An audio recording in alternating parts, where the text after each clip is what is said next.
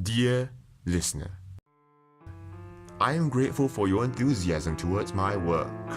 Such interest is quite exceedingly rare.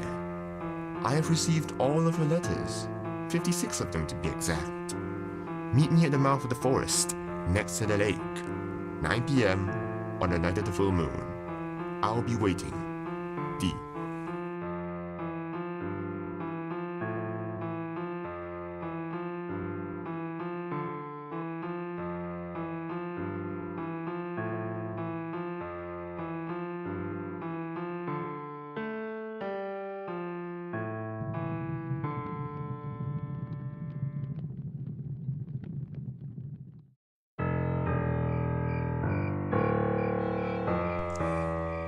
Oh, hello.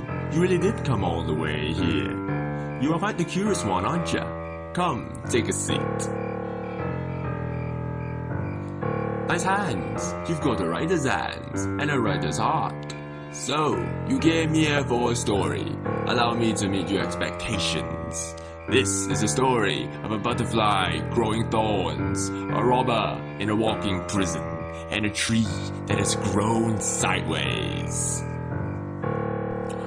On a little land where the sky shone clear, 12,000 times a tree saw the full moon in its years. With a flash of light and a dash of rain, the tree fell, and within it beheld an infant. No more than 12 moons old, it was found by the villagers and was raised as their own. But no mere child this was, for it did not age and did not grow. Blessed with eternal youth, they named it the child. Kind-hearted the villagers were, and the child played, pranced, and frolicked. And although a single word the child couldn't say, speaking with the animals it was doing every day. And with a whim and a laugh came the rain and wind. With a thought and a giggle grew the trees and flowers, and at night, under the starless sky, the child would sleep, and with every dream marked a new light in the sky. For many moons and many stars, the sky smiled, the earth danced, all was good. But then came one Richard Thomas, who saw this little child and grew fascinated with its powers. Richard followed the child home and was welcomed with open arms. To a dinner they sat and had a chat, and Richard made it known that his eyes were none but the one with the eyes that sparkled.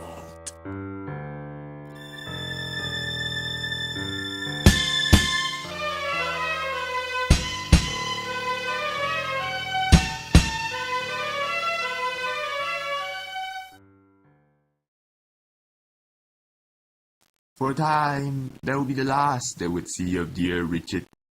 For a few more stars, all was still good. The earth still danced and the sky still smiled, until came the earth-carried thunder, a thunder that could be heard for miles.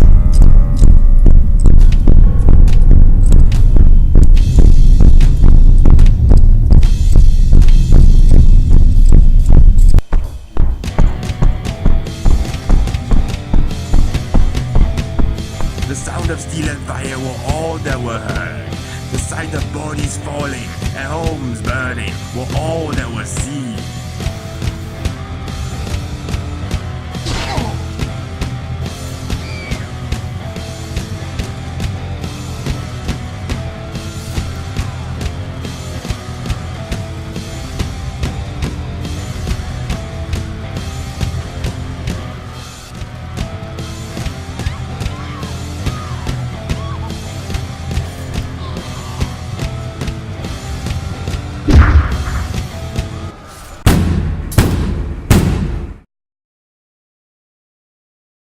The sky choked, the earth smoldered, the only light was red.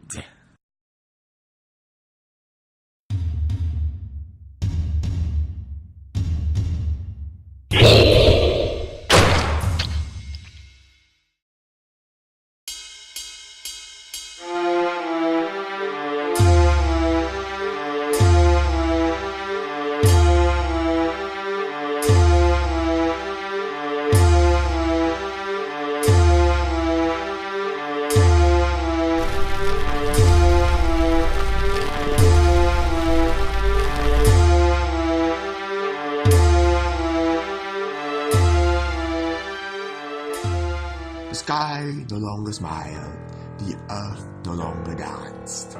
The light had no colors at all. The child took special care. This one rigid Thomas still had breath. Bloody and battered, skin burned to a crisp, kneeling down for forgiveness and begged for salvation did he. But it was at this exact moment the child touched Richard's mind, and with it, the revelation of all the pain he had caused. And two gave him a purpose. That is to spread the will and words of this angry child that is out for more. The child took his sight and his hearing, but I can still see and hear all that it allows me to. He lost his voice and his smell, but I can still smell that you, my friend, have a lot of questions to voice. I like to imagine time loops again and again. While that statement may seem redundant for some, it strikes true for others. While you may ask, what will you do with this information? It should be, what does it want to do with you?